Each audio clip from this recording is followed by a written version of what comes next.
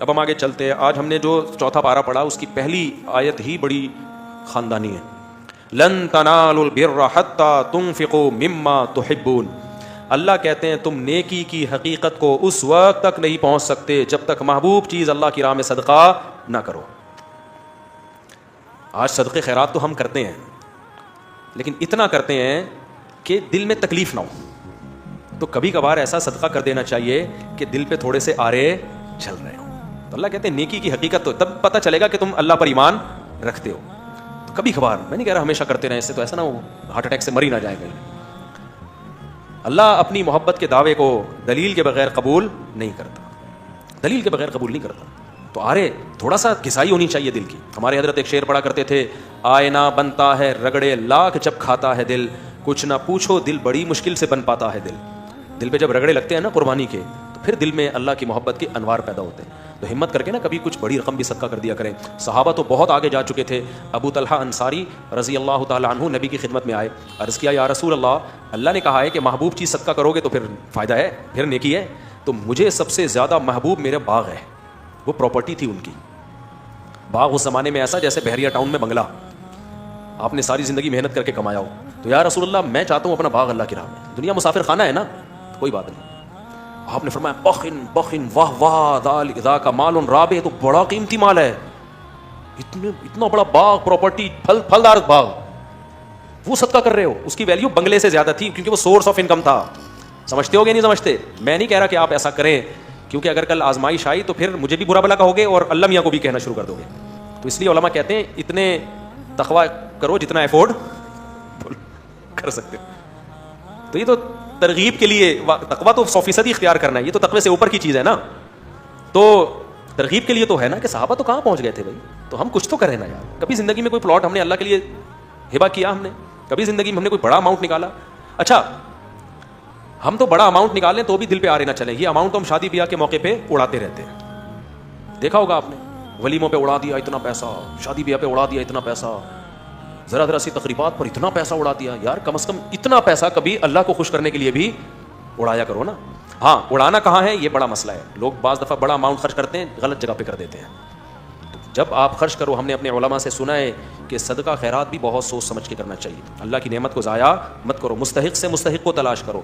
اگر دینی مدرسے میں دینا ہے تو دیکھو کہ اس دینی مدرسے کا محتمم 2 نمبر تو نہیں ہے.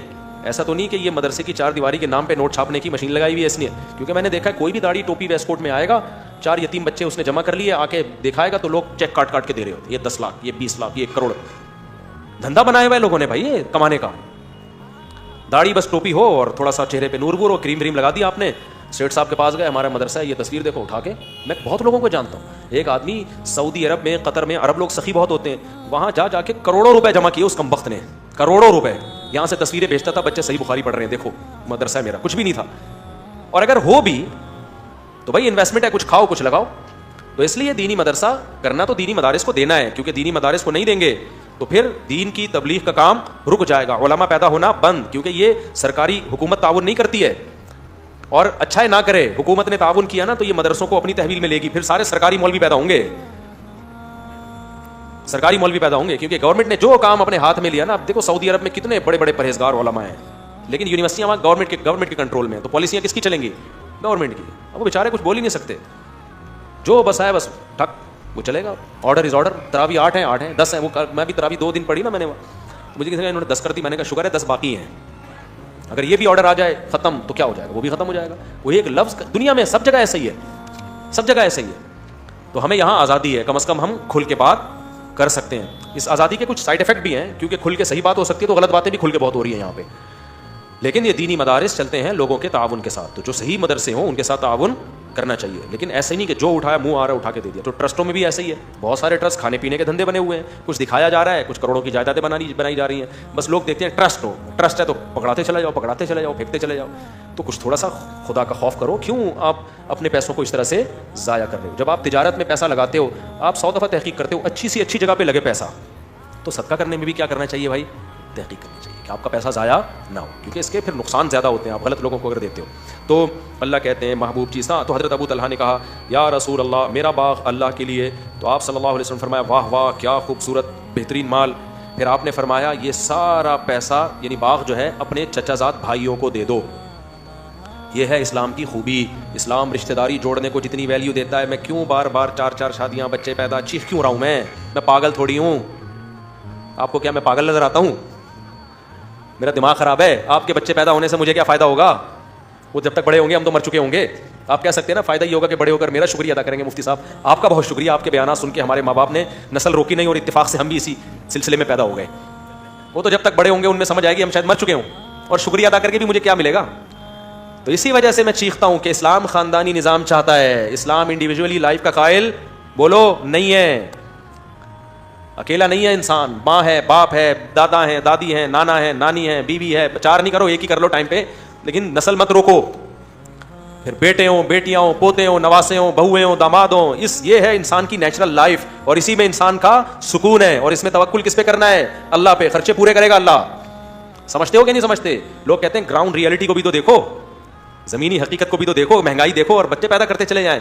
گراؤنڈ ریئلٹی دیکھو, لیکن اس آنکھ سے دیکھو جو چشمہ اللہ نے آپ کو لگا کے دیا ہے. سیکولر اور لبرل لوگوں کی آنکھ سے دیکھو گے تو گمراہ ہو جاؤ گے. عقل کا استعمال جب وحی کی نگرانی میں ہوتا ہے تو عقل صحیح سوچتی ہے, اور وحی کی تعلیمات کے بغیر ہوتا ہے تو عقل گمراہی کی طرف لے کے جاتی ہے. انہی عقل پرستوں نے تو ہومو سیکشولیٹی کو لیگل کر دیا نا. تو یہ وہ عقل ہے جو خدا کی تعلیمات سے بغاوت کر کے استعمال ہو رہی ہے.